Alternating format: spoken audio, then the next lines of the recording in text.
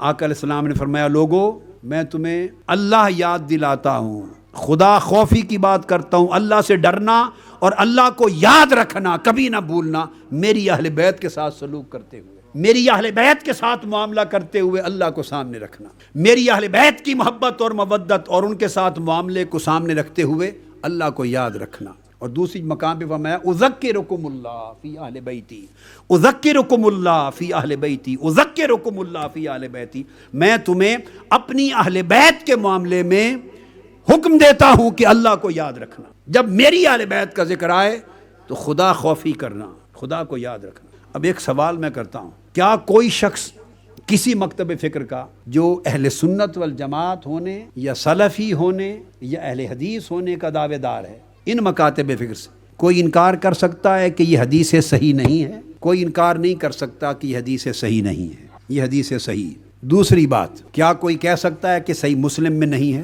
نہیں کہہ سکتا۔ صحیح مسلم حدیث نمبر 2408 مناقب اہل بیت میں یہ حدیث۔ تیسری چیز اب جو بڑی امپورٹنٹ ہے وہ یہ، مسلمان کا عقیدہ امام حسین کی اہل بیت اطہار کے نفوس قدسیہ کی بات نہیں کر رہا، حضور علیہ السلام پر تو ہے نا۔ کوئی ذکر حسین کا اگر منکر بنتا ہے، مودت اہل بیت کی بات کو اہم نہیں جانتا، محبت اہل بیت کے معاملے میں اس کی ifs اور بٹس ہیں، ایک طرف رکھیں، آقا علیہ الصلوۃ والسلام کی انٹیگریٹی پر، حضور کے ذات پر ایمان تو کامل ہے۔ آقا علیہ السلام جب صحابہ کرام کے اجتماع میں، اب بات تو وہاں کرتے تھے، سامنے سامعین تو صحابہ ہوتے تھے نا، مگر پہنچاتے کس کو تھے؟ پوری امت کو پہنچاتے تھے، اور قیامت تک کی امت کے لیے۔ یہ جو قیامت تک کی امت کے لیے فرما رہے ہیں کہ میں تمہیں نصیحت کرتا ہوں کہ میری اہل بیت کے معاملے میں خدا سے خوف کرنا، آپ کیا اس کو اقربا پروری کہیں گے؟ ایک سیکنڈ کے لیے خیال ذہن میں لائے آپ کافر ہو گئے۔ حضور کی شان میں گستاخی ہے یہ کہ کوئی حضور کے کسی حکم اور عمل کو اقربا پروری سے معاذ اللہ منسوب کرے۔ آقا علیہ السلام کی زبان پاک سے نکلا ہوا ہر لفظ اور ہر حکم ایمان ہے، اور اس کا انکار کفر ہے۔ تو جب آقا علیہ السلام اہمیت دے کے 3 مرتبہ ریپیٹ کر کے امت کو فرما رہے ہیں کہ میری اذکرکم، میں تمہیں یاد کراتا ہوں، نہ بھولنا خدا کو جب میری اہل بیت کے ساتھ معاملے کا وقت آئے، جب یہ ارشاد فرما رہے ہیں بار بار، تو آپ اس کا معنی کیا لیتے ہیں؟ آقا علیہ السلام کا منشا کیا تھا؟ تو آقا علیہ السلام اپنی اہل بیت کے ساتھ محبت اور مودت کا منشا دے رہے ہیں، خدا کو نہ بھولنا میری اہل بیت کے معاملے میں۔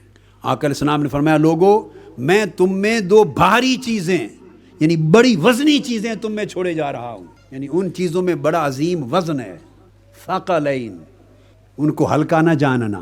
ثقلین کا لفظ کیوں استعمال کیا؟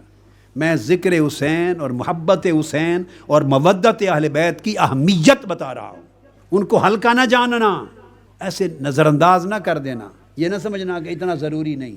دین آپ نے اور ہم نے بنایا ہے یا اللہ نے بھیجا اور رسول نے بتایا اور ہمیں پہنچایا ہے؟ کس نے پہنچایا ہے دین؟ رسول پاک صلی اللہ علیہ وسلم۔ اب ان کا اس سبجیکٹ پر ان کا بیہیویئر کیا ہے، ان کا کنسرن کیا ہے، ان کا ایپٹیچیوڈ کیا ہے، وہ کتنی اہمیت دے رہے ہیں، کتنا ایمفسائز کر رہے ہیں، یہ بات سمجھنے والی۔ فرماتے ہیں لوگو میں تمہارے اندر اپنی امت کے لیے 2 بڑی وزن والی چیزیں چھوڑے جا رہا ہوں، اگر ان دونوں کو تھامے رکھو گے تو کبھی گمراہ نہیں ہوگے۔ پوچھا گیا کون سی؟ فرمایا کتاب اللہ، ایک اللہ کی کتاب قرآن، اور دوسری اطرتی و اہل بیتی، دوسری میری اطرت، میری اہل بیت۔ جس طرح قرآن کو نظر انداز کر دینا جرم ہے، اس طرح محبت اور مودت اہل بیت کو نظر انداز کر دینا جرم ہے۔ جس طرح قرآن کو پڑھ پڑھ کے لذت آتی ہے تو ایمان اور حلاوت ہے ایمان کی، اس طرح ذکر اہل بیت ہو تو دلوں میں لذت اور حلاوت آنی چاہیے، پتہ چلے کہ صاحب ایمان ہے۔ جو شخص اہل بیت کا ذکر سن کر حلاوت محسوس نہیں کرتا، لذت محسوس نہیں کرتا، کیفیت محسوس نہیں کرتا، اسے جان لینا چاہیے کہ وہ حلاوت ایمانی سے محروم ہے۔